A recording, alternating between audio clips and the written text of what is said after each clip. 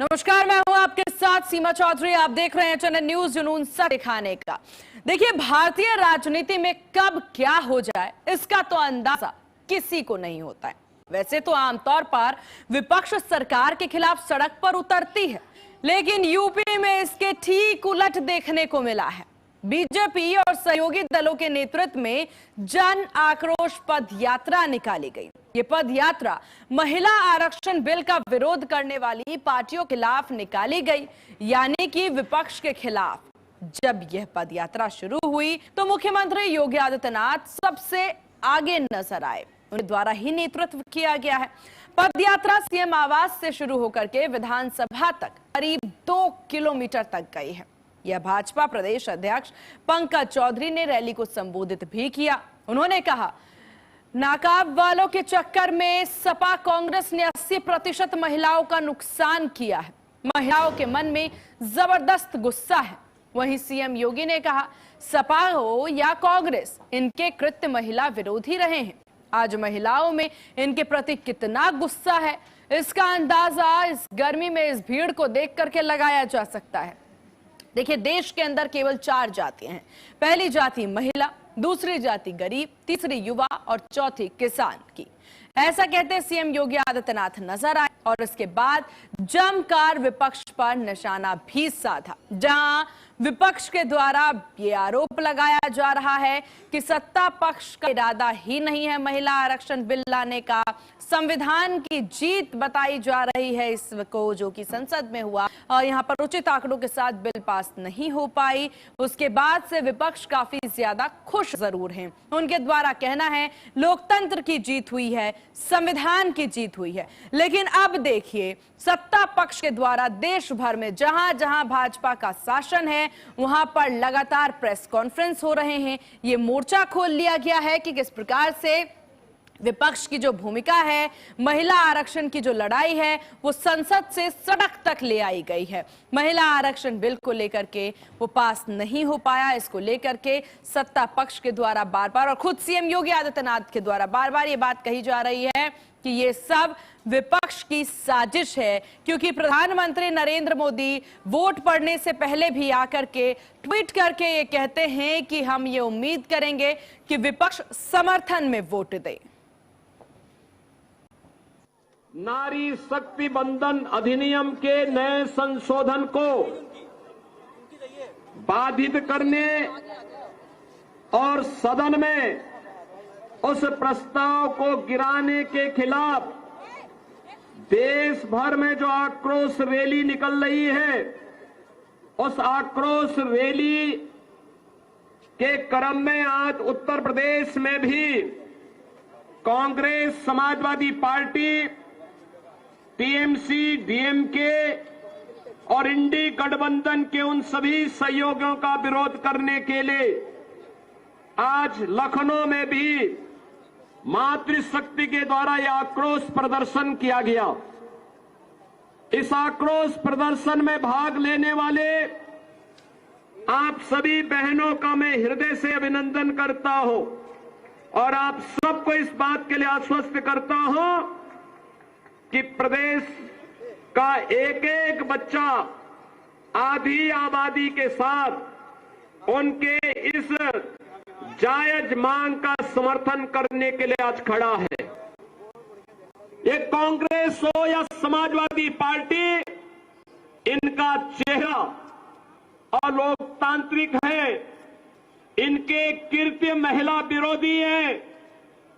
इनके सामने प्रधानमंत्री मोदी जी ने जो विकल्प दिया था अपनी महिला विरोधी छवि को समाप्त करने के लिए, उसका इन्होंने नाजायज दुरुपयोग करने का प्रयास किया है। चलिए, तो इसी विषय पर अब चर्चा की शुरुआत कर लेते हैं। हमारे साथ केसी जैन जी, प्रवक्ता बीजेपी से, अब से कुछ देर में बनेंगे और शशिलेंद्र यादव, नेता सपा से हमारे साथ बने हुए हैं। शशिलेंद्र जी, बहुत स्वागत है आपका चैनल न्यूज पर।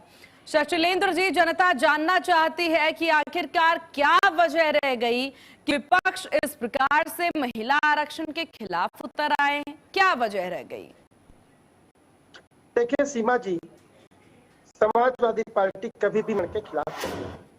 अगर महिला आरक्षण के खिलाफ होती, जब 28 सितंबर 2023 में जब महिला आरक्षण कानून लागू हुआ तो सभी विपक्षी दलों ने की सहमत से वो बिल लागू हुआ, और जब वो बिल लागू हुआ तो उसमें 3 परिस्थितियां रखी गई कि उसका परिसीमन हो लोकसभा की सीटों का, और दूसरी बात रखी गई कि जाति जनगणना, और फिर उसके बाद सीटों का आरक्षण। जाति जनगणना तो हुई नहीं, तो बिना जाति जनगणना के जो ये बिल परिसीमन का ये लाए थे, जो परिसीमन बिल का विरोध विपक्ष ने किया है, तो महिला आरक्षण बिल का विरोध नहीं किया है। नहीं, जब अखिलेश यादव कहते हैं कि जाति के नाम पर भी आरक्षण होना चाहिए, मुस्लिम महिलाओं के लिए आरक्षण होना चाहिए, या फिर यहाँ पर वो बात करते हैं एससी ओबीसी के पर आरक्षण होना चाहिए, तो ऐसा कौन सा लोकतंत्र कहता है, ऐसा कौन सा संविधान कहता है कि धर्म के आधार पर आरक्षण दिया जाएगा?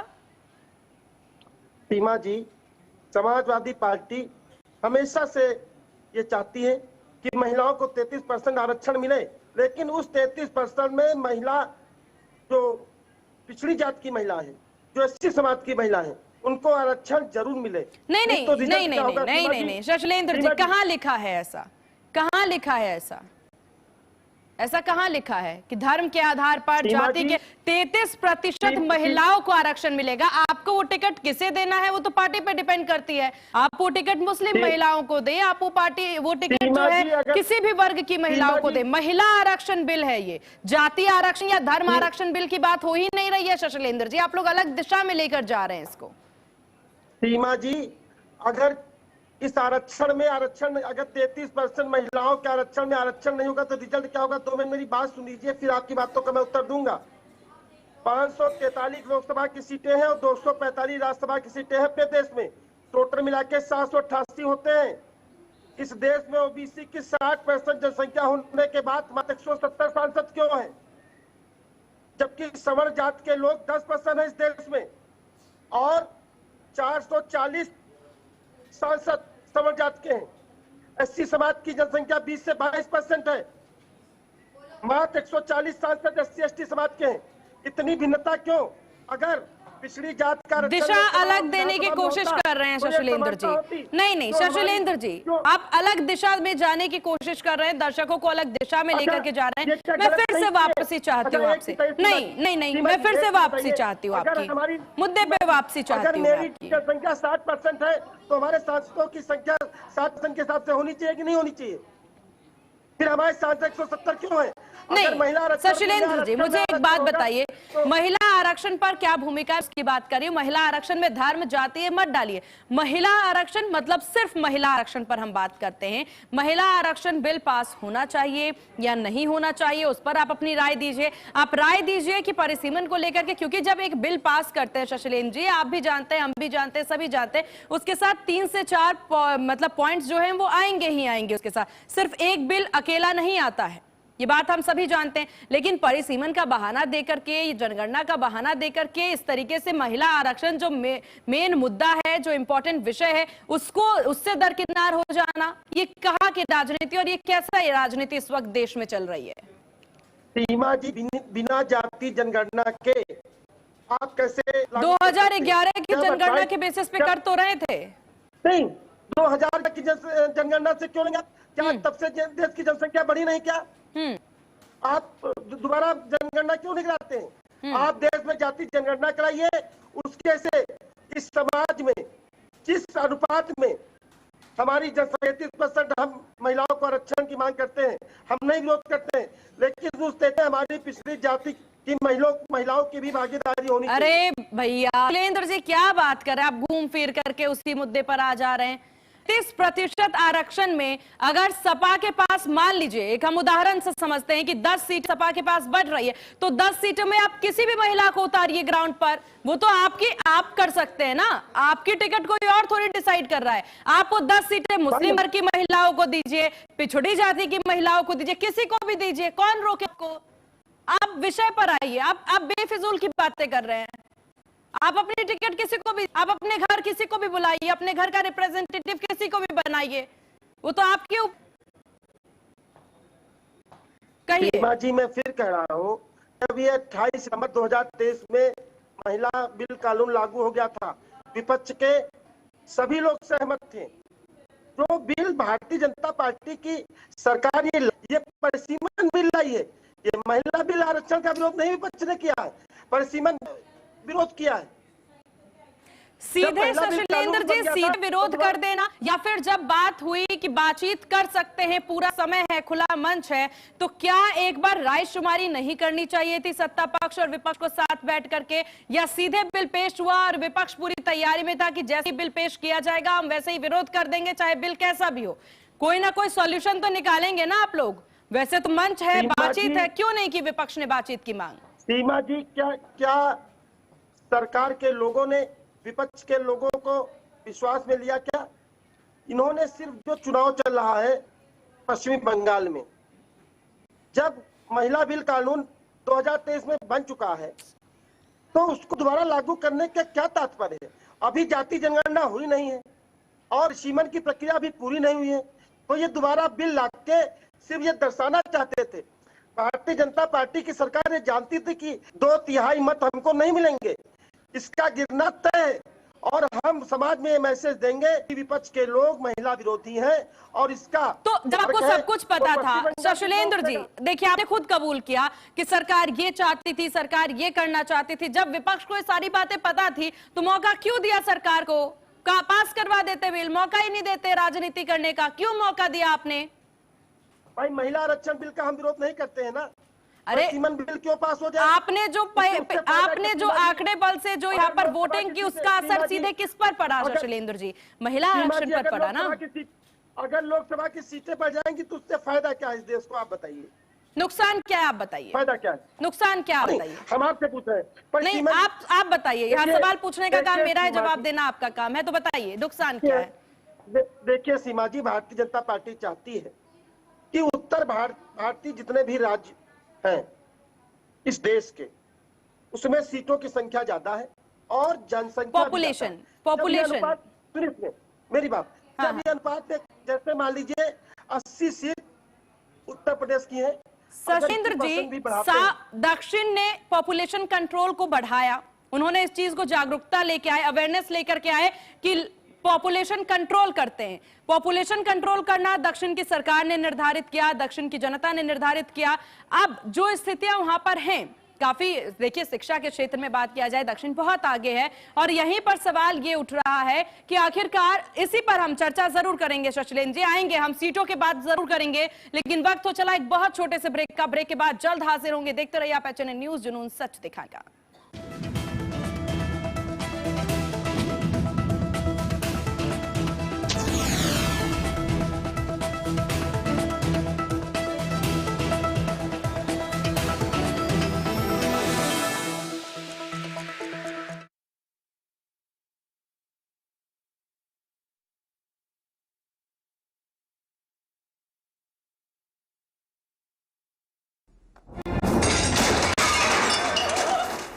फर्श की टाइल्स को चेंज करो, बड़ी स्लिपरी हैं। थर्मोकूल वॉशिंग मशीन। थर्मोकूल, इंडिया का नया अंदाज।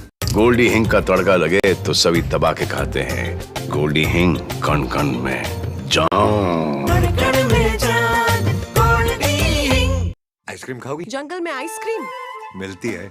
समर कूल रेफ्रिजरेटर, आप अपनी ड्यूटी निभाओ, ये अपनी ड्यूटी निभाएगा। समर कूल, लाइफ बनाए वंडरफुल। देवभूमि उत्तराखंड, जहां प्रकृति की अनुपम सुंदरता और अध्यात्म की दिव्य ऊर्जा एक साथ अनुभव होती है। ये वही पावन भूमि है जहां हर वर्ष लाखों श्रद्धालु दिव्य 4 धाम यात्रा में शामिल होकर आस्था, श्रद्धा और आत्मिक शांति की अनूठी अनुभूति प्राप्त करते हैं। इसी पावन भूमि पर आरंभ हो रही है 4 धाम यात्रा 2026, जिसका शुभारंभ 19 अप्रैल को श्री यमुनोत्री एवं श्री गंगोत्री धाम के कपाट खुलने के साथ होगा। इसके उपरांत 22 अप्रैल को श्री केदारनाथ धाम, 23 अप्रैल को श्री बद्रीनाथ धाम एवं 23 मई को श्री हेमकुंड साहब के कपाट श्रद्धालुओं के लिए खोल दिए जाएंगे। प्रधानमंत्री श्री नरेंद्र मोदी के मार्गदर्शन और मुख्यमंत्री श्री पुष्कर सिंह धामी के नेतृत्व में उत्तराखंड में धार्मिक पर्यटन और 4 धाम यात्रा से जुड़ी आधारभूत सुविधाओं का लगातार विस्तार हुआ है। उत्तराखंड सरकार द्वारा 4 धाम यात्रा के सफल, सुगम और सुव्यवस्थित संचालन हेतु व्यापक तैयारियां की गई हैं। श्रद्धालुओं के लिए पंजीकरण अनिवार्य है। यात्री रजिस्ट्रेशन एंड touristcare.uk.gov.in पोर्टल या टूरिस्ट केयर उत्तराखंड ऐप के माध्यम से पंजीकरण, यात्रा पास, मौसम अपडेट, रूट मैप, होटल और हेल्पलाइन जैसी सुविधाओं की जानकारी प्राप्त कर सकते हैं। तीर्थ यात्रियों की सुविधा हेतु आपातकालीन स्थिति के लिए हेल्पलाइन नंबर 01351364 जारी किया गया है। चार धाम यात्रा हेतु हेलीकॉप्टर सेवा के लिए हेली सेवा लिंक के जरिए बुकिंग सुविधा भी दी गई है। यात्री हेलीकॉप्टर बुकिंग या होटल बुकिंग केवल अधिकृत और सरकारी प्लेटफॉर्म के माध्यम से ही करें। चार धाम यात्रा को सुरक्षित और सफल बनाने के लिए सभी श्रद्धालु यातायात नियमों और स्थानीय एवं मंदिर प्रशासन से जुड़े सभी नियमों का पालन अवश्य करें। साथ ही धामों की स्वच्छता और पवित्रता के सम्मान का भी विशेष ध्यान रखें। आइए चार धाम यात्रा 2026 में आस्था के इस महापर्व का हिस्सा बने।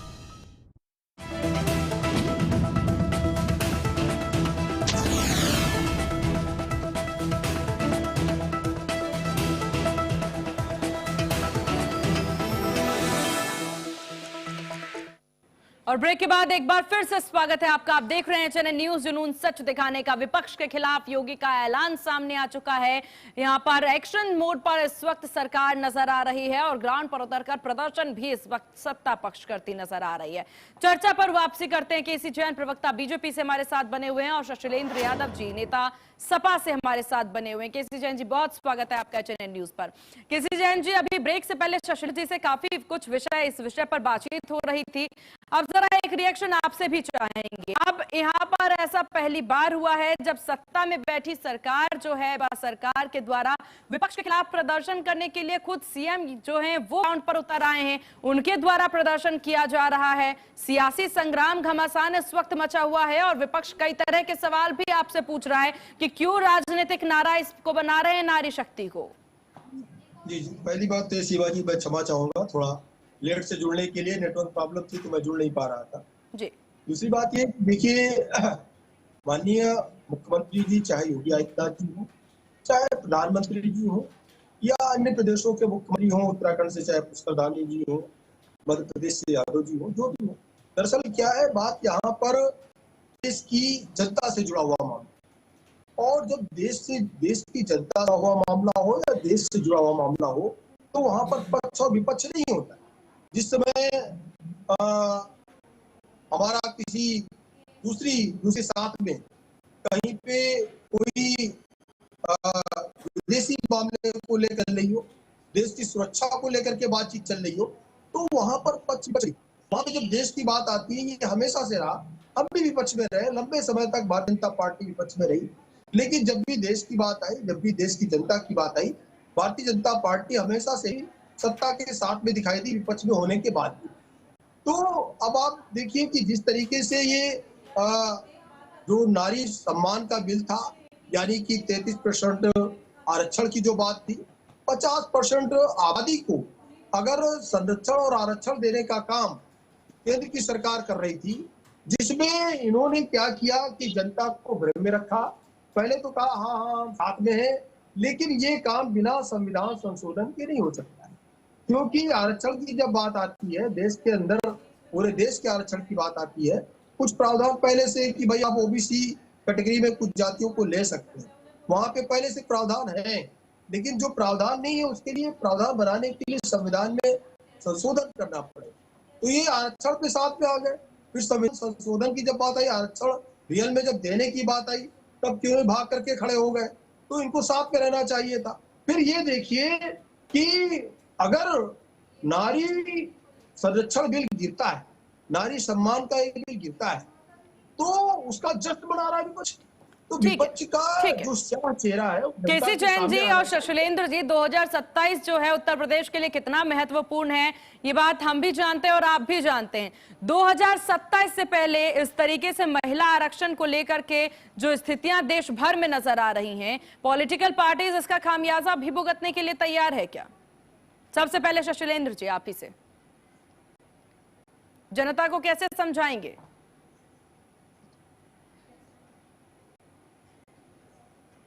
म्यूट है शायद से सर, आप प्लीज अनम्यूट करें खुद को। देखिए सीमा जी, भारतीय जनता पार्टी ने इस प्रदेश और देश में जिस अनुपात में शिक्षा, स्वास्थ्य और रोजगार में कार्य करना चाहिए, बात में नहीं किया। जनता का ध्यान भटकाने के लिए ये परिसीमन बिल लाए हैं। मैंने फिर कहा, भी मैंने पहले भी आपसे कहा था सीमा जी, 28 सितंबर 2030 को ही महिला आरक्षण कानून लागू हो चुका था और उस सदन में पक्ष और विपक्ष के सभी माननीय सदस्यों की सहमति वो बिल लागू हुआ था। और उसमें जो ये थी कि परिसीमन होने के बाद और जाति जनगणना होने के बाद ये जो आगामी चुनाव 2029 का होगा उसमें ये जो बिल आएगा वो प्रभावी होगा।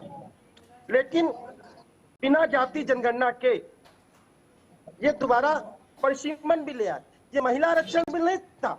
महिला आरक्षण बिल तो 2023 में लागू हो चुका था और जनता का ध्यान भटकाने के लिए, क्योंकि जानते हैं कि जब ये परिसीमन बिल का विरोध करेंगे तो हम समाज में जाके ये कहेंगे भाई ये तो नारी विरोधी है। भाई नारी विरोधी हम लोग नहीं, भारतीय जनता पार्टी के लोग हैं। अभी आप देखिए किस तरीके से उत्तराखंड का मामला था, अंकिता भंडारी वाला, किस तरीके से भारतीय जनता पार्टी के नेता थे और उसके बाद उनको सबूत को मिटाने के लिए अंकिता भंडारी के केसी जैन जी, जब संख्या बल पर सवाल था तो यह इतना यकीन था भाजपा को कि विपक्ष उनका साथ देंगे ही देंगे, और इस वजह से आंकड़े पूरे ना होने के बावजूद भी आप लोग जो एक बिल है वो पेश कर देते हैं, पास होने की उम्मीद करते हैं, या फिर 2023 में परिसीमन होगा, जनगणना होगा, ये बात सभी को पता था, तो उसी समय पर सब कुछ क्लियर क्यों नहीं किया गया? नहीं, देखिए सीमा जी, ये विपक्ष कहीं ना कहीं जनता को गुमराह करने का प्रयास है। अभी आपने पहला प्रश्न किया कि भाई माननीय मुख्यमंत्री जी को क्यों उतरना पड़ रहा है मैदान में, क्यों बताना पड़ रहा है कि क्या कुछ सदन के अंदर हुआ, तस्वीरों को क्यों साफ करना पड़ा। यही कारण कि ये अगर महिला आरक्षण बिल के साथ में और जिसकी बात समाजवादी पार्टी के साथ में शशलेन भाई जो बात कह रहे हैं कि हम तो साथ में हैं, तो इन्होंने सिर्फ क्या किया, लॉलीपॉप देने का काम किया। ये साथ में कभी नहीं रहे, ये कभी नहीं चाहे कि महिलाओं को आरक्षण मिले। ये चाहते तो 2010 में बिल आ गया होता कांग्रेस पार्टी की सरकार में, लेकिन सिर्फ दो लोगों ने विरोध किया था, माननीय मुलायम सिंह यादव जी ने और लालू प्रसाद यादव जी ने, जिसके कारण ये बिल वहां गिरा था। लेकिन कांग्रेस ने भी दोगलापन किया। कांग्रेस को जो समर्थन था समाजवादी पार्टी का, लालू प्रसाद यादव जी का, ये बाहर से था, तो ऐसा नहीं था कि अगर वो बिल पास कर देते तो सरकार गिर जाती। लेकिन इन दोनों ने जब विरोध किया तो तुष्टीकरण की नीति के चलते, बिल्कुल, क्योंकि महिला काफी लंबे वक्त से इंतजार कर रही है इस आरक्षण को लेकर के, फिर चाहे कांग्रेस की सरकार हो यहाँ पर या फिर भाजपा की सरकार हो। केसी जैन जी 10 सेकंड में अपनी बात पूरी करें। तो क्या है कि जिसकी अभी बात शशलेन जी जो बात कह रहे थे कि हम तो साथ में थे, इसीलिए हम इसको संशोधन बिल लेकर के आए। फिर दूसरी बात ये कि अगर आप 543 सीटों पे साथ में हैं तो 800 प्लस सीटों पे साथ में क्यों नहीं है? क्यों इतना ही तो है कि 800 प्लस सीटें होगी, जो नया प्रक्षेपण होगा लोकसभा की सीटों का, तो पहले आप 500 पे राजी हो, फिर बिल पे। हालांकि आप देखिए ये तो परिसीमन कितना होगा, आंकड़े कितने बढ़ेंगे, ये तो सरकार या फिर विपक्ष कोई निर्धारित नहीं कर सकता है। बाकी आप दोनों का बहुत शुक्रिया एचएनएन को अपना कीमती वक्त देने के और चर्चा में शामिल होने के लिए। इसी के साथ इस खास बुलेटिन में बस इतना ही। देखते रहिए एचएनएन न्यूज, जुनून सच दिखाने का। नमस्कार।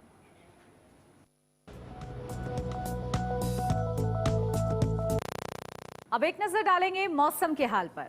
तिरुवनंतपुरम का टेम्परेचर 31 डिग्री सेल्सियस है, गोवा का टेम्परेचर 33 डिग्री सेल्सियस है, पुणे का टेम्परेचर 37 डिग्री सेल्सियस है, मुंबई का टेम्परेचर 32 डिग्री सेल्सियस है, नागपुर का टेम्परेचर 41 डिग्री सेल्सियस है, भोपाल का 39 डिग्री सेल्सियस है, अहमदाबाद का 40 डिग्री सेल्सियस है, जयपुर का 38 डिग्री सेल्सियस टेम्परेचर है, दिल्ली का 39 डिग्री सेल्सियस टेम्परेचर है, चंडीगढ़ का 36 डिग्री सेल्सियस टेम्परेचर है, अमृतसर का 37 डिग्री सेल्सियस टेम्परेचर है, श्रीनगर का 21 डिग्री सेल्सियस टेम्परेचर है, लखनऊ का 40 डिग्री सेल्सियस टेम्परेचर है, पटना का 41 डिग्री सेल्सियस टेम्परेचर है, गुवाहाटी का 30 डिग्री सेल्सियस टेम्परेचर है, कोलकाता का 38 डिग्री सेल्सियस टेम्परेचर है, भुवनेश्वर का 39 डिग्री सेल्सियस टेम्परेचर है, हैदराबाद का 37 डिग्री सेल्सियस टेम्परेचर है, बेंगलोर का 35 डिग्री सेल्सियस टेम्परेचर, चेन्नई का 34 डिग्री सेल्सियस टेम्परेचर है।